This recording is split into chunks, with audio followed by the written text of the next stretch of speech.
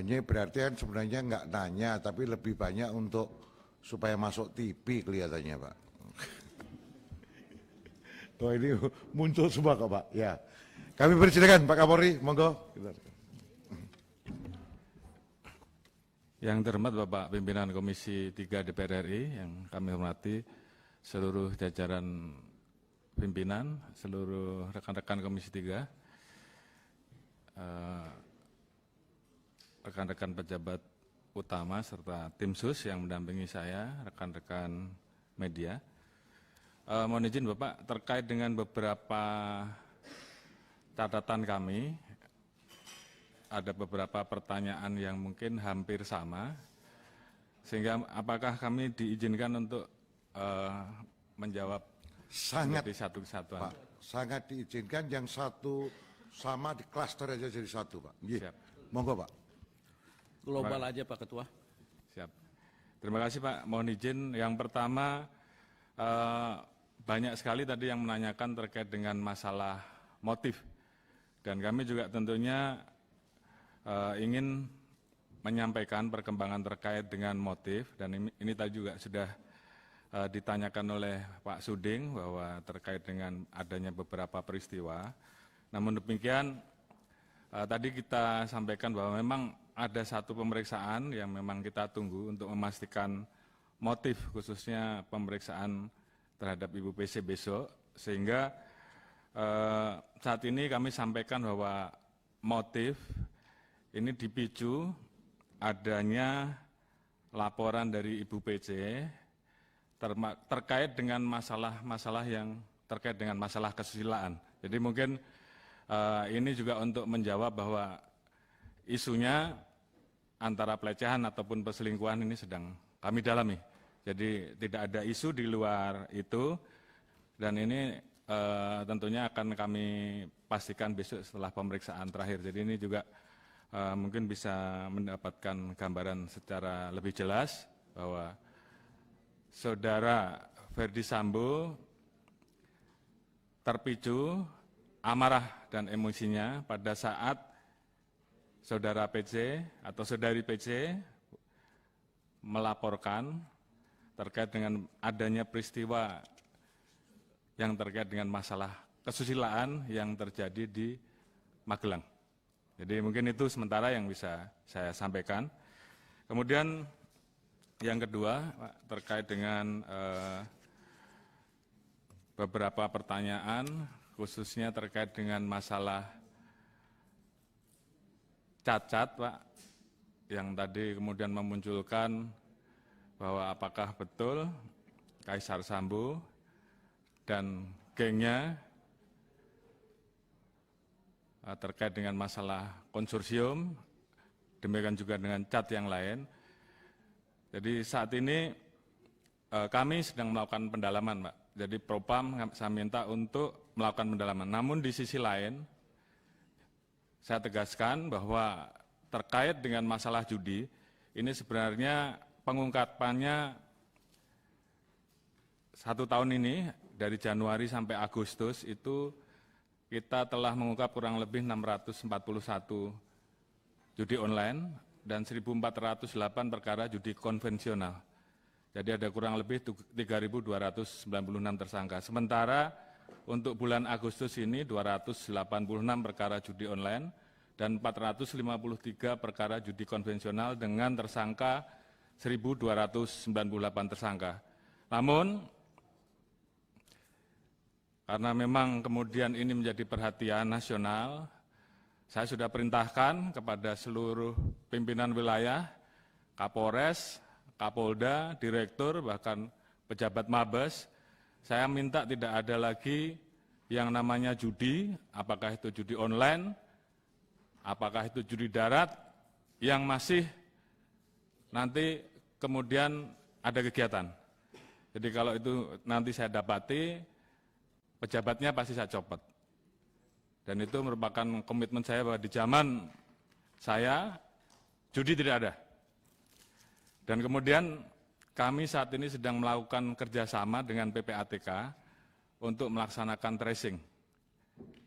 Dan kalau memang nanti ternyata pelakunya kabur, kita telah mengeluarkan red notice terhadap beberapa orang dan juga akan kita keluarkan cekal. Dan kita akan terapkan TPPU. Jadi itu sebagai komitmen kami bahwa terkait dengan masalah perjudian, kami tidak ada toleransi.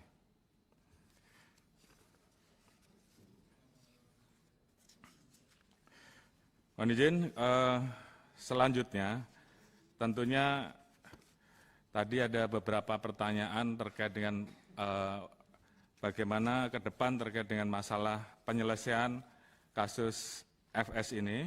Tadi sudah disampaikan bahwa kita telah mengirimkan 4 berkas untuk tahap pertama dan kita harapkan minggu depan dengan perjalanan koordinasi antara kita bersama-sama dengan teman-teman dari Kejaksaan, mudah-mudahan berkas juga tidak terlalu banyak bolak-balik karena memang harapan kita tidak ada P19 sehingga bisa cepat P21 sehingga kemudian ini bisa segera disidangkan. Kemudian terhadap saudara FS sendiri nanti hari Kamis akan dilaksanakan sidang Komisi Kode Etik untuk keputusannya apakah yang bersangkutan masih bisa menjadi anggota Polri ataupun tidak. Sementara untuk yang lain terkait dengan 35 personil yang ada, dari 97 yang kita periksa, tentunya tidak semuanya kemudian menjadi terduga pelanggar kode etik, ada juga yang menjadi saksi, namun dari yang 35 itu tentunya nanti akan kami pilah-pilah sesuai dengan saran dari bapak-bapak dan ibu-ibu terkait bobot perannya masing-masing. Apakah yang bersangkutan ini di bawah tekanan, ataukah mereka tidak tahu bahwa yang mereka lakukan itu merupakan bagian dari skenario, atau bahkan mereka ikut di dalam skenario. Jadi ini semua nanti akan ditentukan oleh tim sidang Komisi Kode Etik dan tentunya ini akan menentukan terkait dengan pemberian sanksi yang akan diberikan, bobot sanksi yang akan diberikan. Kemudian terkait dengan isu temuan uang 900 miliar, ini juga tentunya menjadi salah satu yang perlu kami luruskan. Beberapa hari yang lalu sebenarnya Kadif Humas sudah menjelaskan bahwa isu tersebut tidak benar. Karena pada saat kita melaksanakan penggeledahan di 3 rumah, yaitu di Duren 3, Saguling, Bangka, termasuk di Magelang, yang kita dapati saat itu handphone, kemudian pisau, kemudian kotak senjata, kemudian beberapa buku laporan M-Banking, sehingga terkait dengan uang 900 miliar tersebut kami nyatakan tidak ada. Dan setelah kami dalami, peristiwa yang kemudian viral tersebut itu adalah kasus uang dolar palsu yang terjadi di Atlanta, Amerika Serikat. Jadi ini kami luruskan.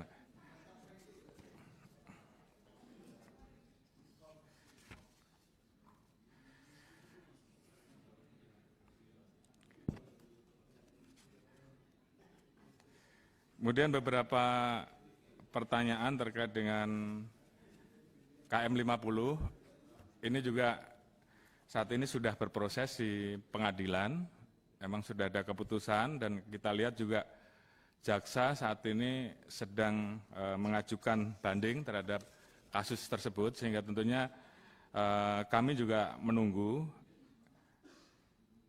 Namun demikian, apabila ada novum baru tentunya kami juga akan memproses. Namun tentunya kami akan terus mengikuti perkembangan penanganan kasus yang ada karena saat ini akan masuk kepada tahapan kasasi. Jadi kami menunggu itu. Kemudian terkait dengan perbaikan Polri ke depan. Jadi ini memang menjadi atensi dan perhatian kami menyadari dan kami mohon maaf bahwa peristiwa yang terjadi ini tentunya sangat mencederai rasa keadilan publik dan